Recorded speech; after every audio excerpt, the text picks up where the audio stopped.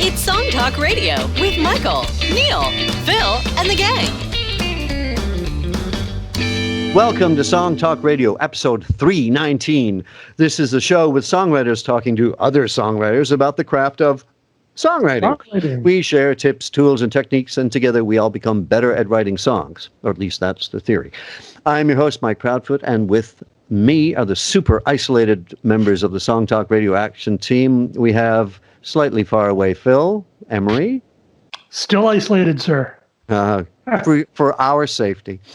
And nearly as far away, Neil Modi. I'm far away. My hair is closer. That's true. Closer to God. And during the show, and the fella in the box is our special guest, Jesse Perrant. We'll be hearing a lot more from him just shortly. But let me just tell you, during the show, please, we want to hear your comments, your questions. So send them to @SongTalkRadio on Twitter, Facebook, or Instagram, or feedback @songtalk.ca. And we will share them with the rest of the audience. And please visit us at songtalk.ca to find out how you can be a guest on the show. So, like I said, our guest tonight is singer-songwriter Jesse Perrant. Jesse hails from Kitchener, Ontario, where he is right now. Hello, Jesse. Hi, guys. Nice to see you again. It's good to see you. Thanks for coming back onto the show. We appreciate it. The scheduling was difficult, but I'm glad to be here. I'm glad you made time for us. And I appreciate all the work you did on the continuity between the shows. You know that you wore the same shirt. That's same shirt. Yeah. Hey, don't change the shirt. What the heck? Yeah. I like your costume change. So I want to ask you about. Let's just tell, just in case people are new to Jesse, he's a singer-songwriter hailing from Kitchener, Ontario. Years of extensive gigging under his belt. He's played the circuit of venues in Kitchener, Waterloo, Guelph, and Stratford. He's also played at the Horseshoe and the Cameron House in Toronto, toured the East Coast, and played shows in Ottawa, Montreal, and Quebec City. And you have 3 albums out, is that right? 3? Yes, 3 official albums, yes. 3 official albums, and hopefully a new one this year. Is that the plan? Don't rush me, but yes. You got another half year. Okay, that's the plan. All right, well, welcome to Song Talk. Thanks. It's great to have you here. I wanted to ask you, because you do a lot of live playing, live gigs. Do you do like mostly by yourself, or is it with you in a band, or? Yeah, I would say it's probably 75-80% on my own. How do you structure your sets? I don't. I'm a terrible, lazy set builder. But I also prefer, when I'm by myself, to have that freedom to choose what song I feel is right in that moment. And, let the story kind of flow. Because I do banter a lot. Some people might like that, some people don't, but I think my fans do. And so I kind of weave the stories through the songs and just kind of go with the flow. Much to the detriment of Steve Wood, who is my usual partner. The next step up is duos, and he drives him nuts when I go into a song and I haven't even told him what I'm about to do. But yeah, certainly when you're playing with other people, it's probably a good idea to have a structured set list that you're going to follow. I mean, when it comes to playing with other people and structuring set lists, I generally like to start off with something hooky, maybe mid to up tempo, do some lower tempo stuff in the middle, and then back up to something high energy at the end. As high energy as I get as a folk musician anyway. And you do sometimes play with a band or more people than just a duo. I mean, go ahead. I was going to say, so is that just when you book those gigs, or is that you do that for certain types of songs, or what's the reason for that? To be quite honest, back in the 2015, 2016 era, I was really trying hard to build up this band called The Pines at the time. It was a 7-piece. But quickly came to the realization of how difficult it is to schedule 6 other musicians and yourself. Not just for gigs, but rehearsing and all that. So I really wanted to have this core group of backup musicians, but it's just far too difficult at this level to get all that organized. So I made the decision shortly after that I was going to go out on my own, and then only really bring in musicians for, album releases or feature gigs. And that was part of the reason why my 2019 album is mainly live and is only 3 people. Myself, a backup singer, Emily Barkley, and Steve Wood on slide guitar. Yeah, and how you got 6 people together at once. That was a lot of fun and a lot of stress, and I'm so glad I have it recorded. It was a wonderful time, but I won't go quickly back to organizing that many musicians in one room at a time.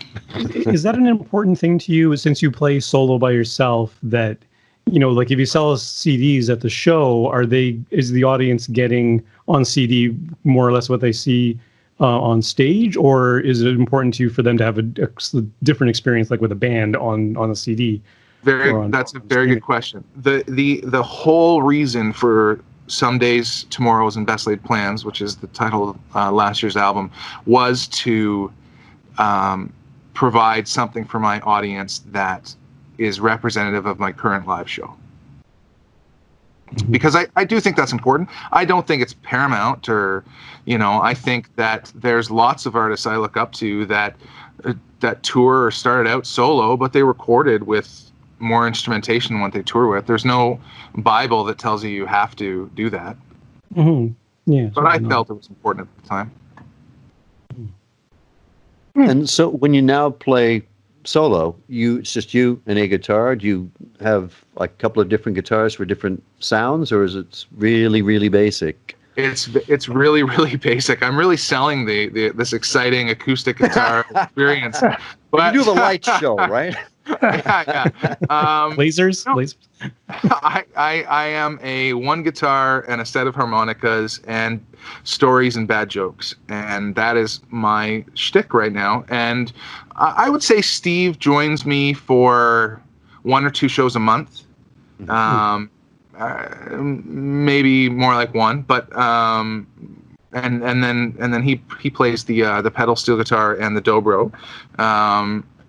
But I really rely heavily on my charisma and storytelling and really connecting with the audience through more than just the music. Right. And the music, the songs are pretty fantastic, so that helps. Well, thank you. That does help, I suppose. There is that too, right? So how often do you have any play live? Right now, not at all. Well, yeah. Yeah. Up until COVID, I was playing at least weekly with my residency in Waterloo, and then 1 or 2 other times monthly. But that was light. I mean, there have been periods in my life where I was playing 5, 6, 7 nights a week. When I was doing those tours out east semi-regularly, I mean, those were 4 or 5 nights a week. So yeah, I've gone up and down. Maybe I'm getting older and more tired. I don't know, but I'm trying to do the quality over quantity thing, and so far it's working. Can you talk a little bit about how you approach your approach to banter, like in terms of, like, if someone's listening and they're thinking, "Oh man, I really suck at banter," what would you tell them, or some kind of general tips? Sure. For good banter. Just be yourself. If don't feel pressured to make people laugh or anything like that. I remember when I was getting started, I hated talking about my songs.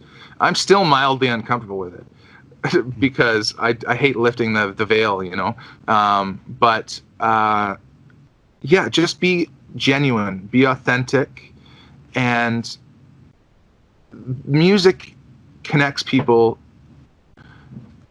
because people are connected to the music because music connects people, and all you have to do is talk about what's going on in your life, any sort of anecdotes because what you're going through, millions and billions of other people have gone through. You're not alone, and so just get it off your chest. People love that when you can really open up and be vulnerable and be genuine, and people connect with that. Do you actually plan on any of the banter, or do you have bits that you go to next? I mean, I'm sure it evolves over time as your life for sure evolves over time. But are there bits you go to? Yeah, I definitely have probably half a dozen to 10 bits that I use, especially stories that revolve around the writing of particular songs that I'm doing. But I also generally try not to be scripted. I try and change them up because a lot of my audience, you know, they're return audience, so I don't want to bore them. But yeah, that's true, especially if you start developing a fan base. I know in bands that I've been in, there's always been a question about how much to play in terms of once. Like, you don't want to exhaust your audience, or you know, have you found sort of like the ideal repetition of live gigs? Or yeah, I mean, when Lana's Lounge approached me about doing the residency, I was very weary about playing weekly in the same region, because you can quickly sap your draw doing that. So outside of that, I really don't like to play the same area really more than 3 or 4 times a year. How prolific are you? How quickly do you come up with new material? It spurts and spats. I wish I was prolific. I'm probably the opposite of prolific. I'm sitting on a batch of tunes right now that I've written over the last 12 months that are going to be used to record the next album. But it's really touch and go. I mean, I try to force myself to write songs every week or just keep the muscle active.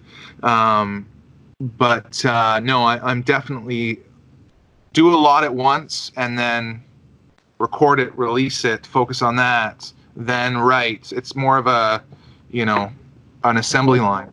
And do when you you're test playing them live? live? Oh, sorry.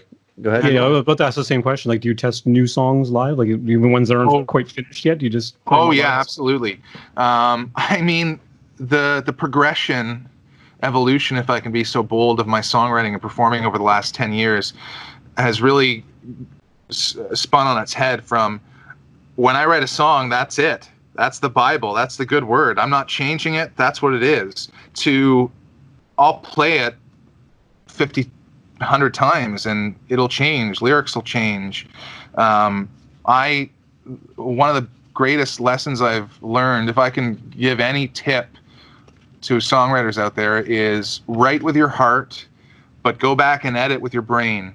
Because if you write with your heart and don't edit it, it's probably going to suck.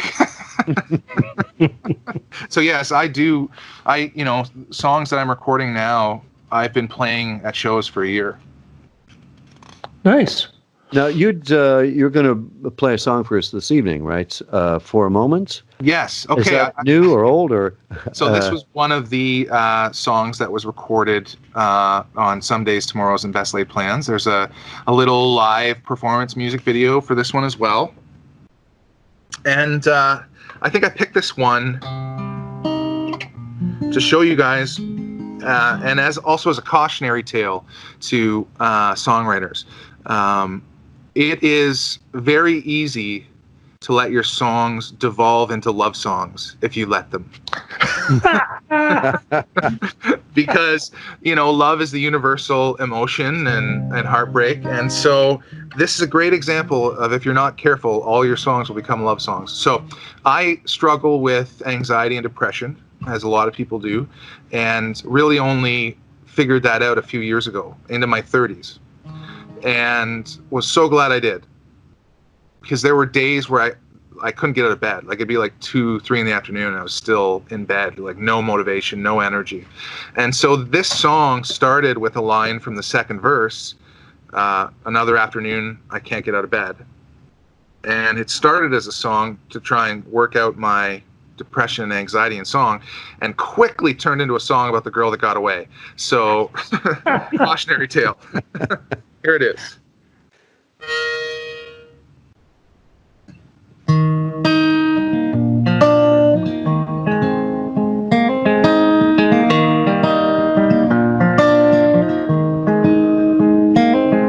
This morning I find myself in the welfare line, holding back the tears, choking on my pride. Remembering better days when I could afford what you desired. A long time ago, moment you were mine.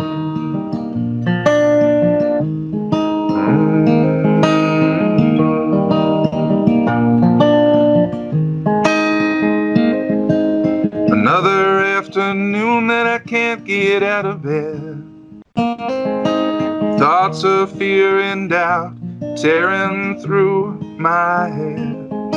When I was younger, we would run for miles and miles and miles. A long time ago, for a moment, you were mine.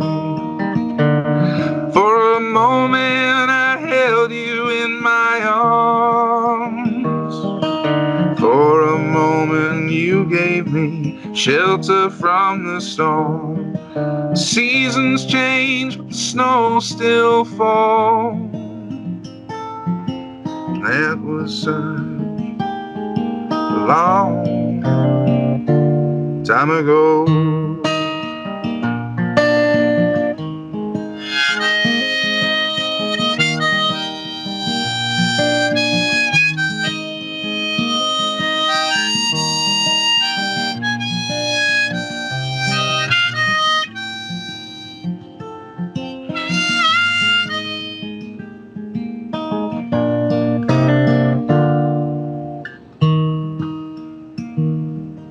Tonight I heard a song on the radio, one we used to dance to nice and slow. The music don't sound like it did when you were by my side. A long time ago, for a moment, you were mine. For a moment I held you in my arms. For a moment you gave me shelter from the storm. The seasons change, but the snow still falls.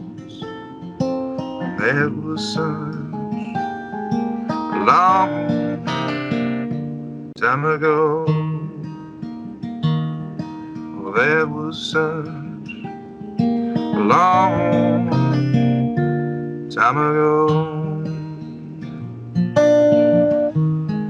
Oh.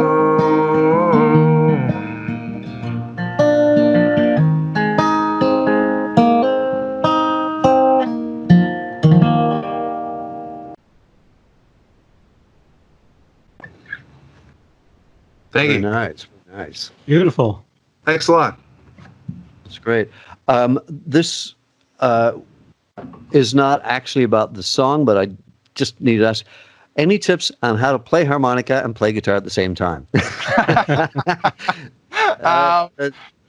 The first step is learn how to play the harmonica. Yeah. And then and if you can learn how to blow one out at a time and blow in and out and play straight harp, and if you can sing and play at the same time, you can play harmonica. So I wish I had some like 5 quick tips to play the harmonica. Here's an exercise that'll make it easier. No. Yeah. I mean, I remember the days when I was trying to like sing and play guitar at the same time and line up notes with the tempo of the rhythm of the lyrics and the guitar, and you know that I don't want to go back to that. About this song in particular, I Sure. noticed this has a bridge, kind of. It does get repeated again. So what was it in the writing of this song that made you think that it needed the bridge? Well, in fact, at the time, if I can go on a little tangerine, I've been going down to Nashville regularly now in order to get better at songwriting and learning from some people down there and learning about the different types of song structures. And at the time, I was studying "Hello" by Adele, which is a type of song that doesn't really have a chorus. Like there's a hook at the end of every verse, which is the 4-moment line, but it's technically not its own chorus. So it's actually more of a verse bridge sort of song structure than a standard song structure. So yeah, it's a little tricky because some people might consider that a chorus, some people might consider it a bridge. You be the judge. Did you arrive at that structural decision before you wrote the song? Like, you know what I mean? Like, did the song sort of pour into that, or did you write it a certain way and think, oh, maybe it could be massaged into the structure? I think I wrote it intending to write that structure, but I'm never committed to anything, if that makes sense. I used to be, and now I'm not. So I think at the time I was studying song structures, and I was like, I'd like to write a song that has this song structure, and I've got this idea, so let's work it out, and it worked. Mm-hmm. There's the hook. It's having the stanza at the end of your verse. It's a lot of songs do that way, and it works really well.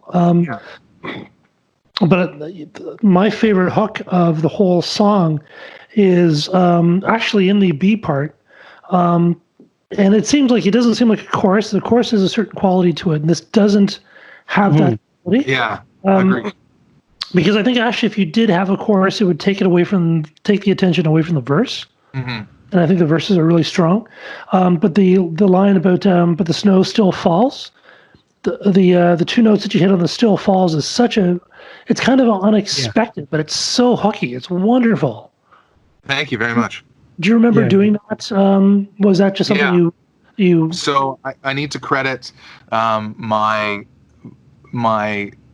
he doesn't want to be called a co-writer. I keep telling him I want to give him co-writing credits, but Steve Wood, who I've mentioned before, my pedal steel player, he's like my musical confidant, wonderfully talented man. And when I've got songs, I run them by him and I play it for him, and he says, well, what about going to this chord instead of that chord? And he brought that. Don't ask me what it is. It's like a D7 over F sharp, I think. Mm-hmm. But that's relative to the capo. It's actually an E flat, so that's not actually the chord. But so now my true colors are showing. But anyway, he said, why don't you go to that chord? And it really changed the melody on the line about the snow to have that funkiness to it. It is a hook. It's a beautiful moment. And then when you went back to it the second time, and I was kind of going, oh, great, I'll hear that line again. Yeah. Oh, okay, it's good. So it's sweet. Yeah. I mean, you do something similar in the third line of each of the verses, too, has a nice sort of vocal it's got that moment there, too. Counterpoint to what you're playing on the guitar. I look forward to it because it's a little unexpected the way the two play off each other. It's quite nice. Well, I'll tell you. Here's another behind the curtain thing. We talked about. I think this was the last episode about stealing ideas. Mm-hmm. But there's a picking pattern there that's straight out of Blackbird. Mm-hmm. Right. Oh, right. Yeah. A fine place to straight out of something else too. Yeah, like probably a lot of things. But when we were working it out, I was like, well, we probably shouldn't do that because that's like, I'm pretty sure that's the intro to Blackbird. But it works, so why not? Oh, yeah. What kind of guitar do you play? Or are you playing? This goes back to your question about how many guitars do you have. This is my baby. This fuzzy background doesn't help. This is a Martin HD28. Oh, nice. It's a beautiful sound. Thank you. It probably helps with the recording at home if you record a good guitar. Oh, absolutely.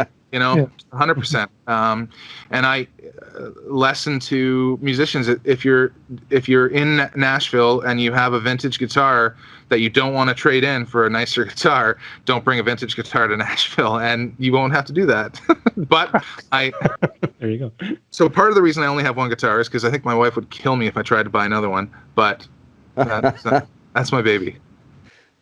My friends have this argument. I have a couple of friends who have many guitars. One has, I think, 31. Wow. And, how many do you have, Phil? I only have 8.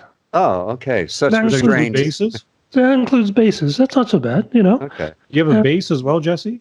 Yeah, including basses, I think I'm at 5 or 6. Yeah, that's respect. You got one guitar and 5 basses?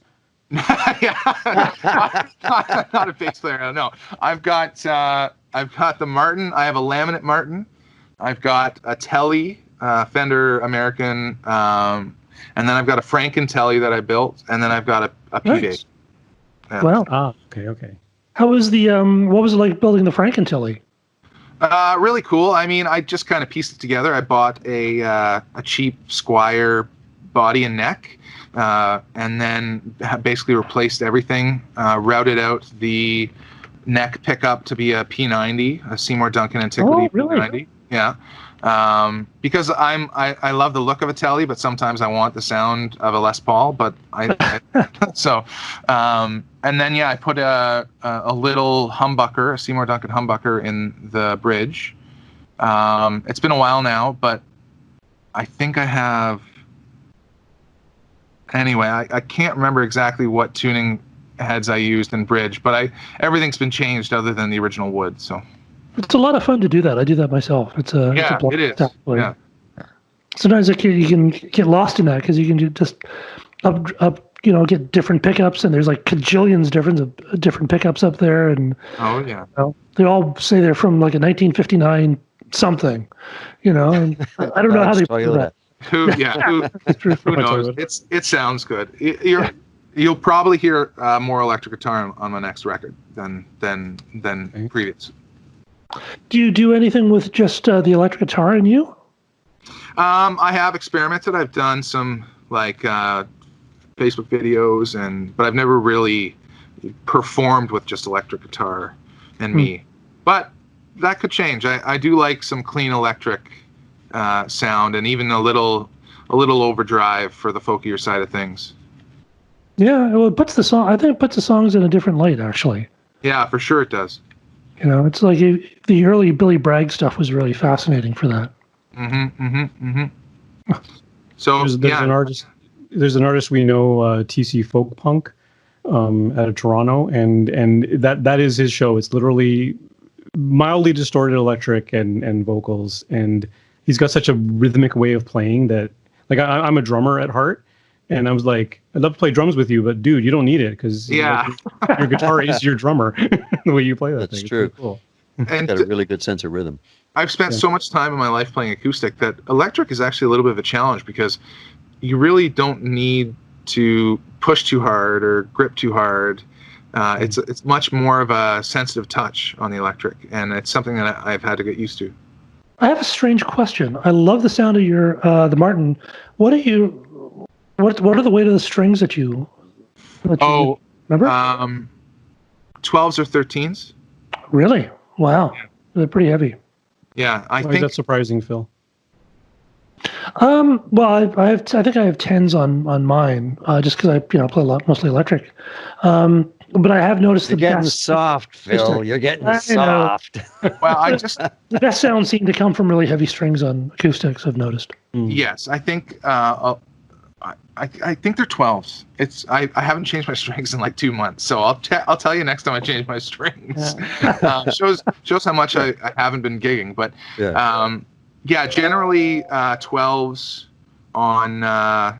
Sorry if you heard that. That's my computer dinging. 12s on the acoustic, and then 10 or 11s on the electric, because I've just got such a grip, Well, we'll have to talk about that. We're going to have you back because there's lots more questions we want to hear. I'd love to. More. You guys are great. So this was fantastic, but we're running out of time again because we do half-hour shows now.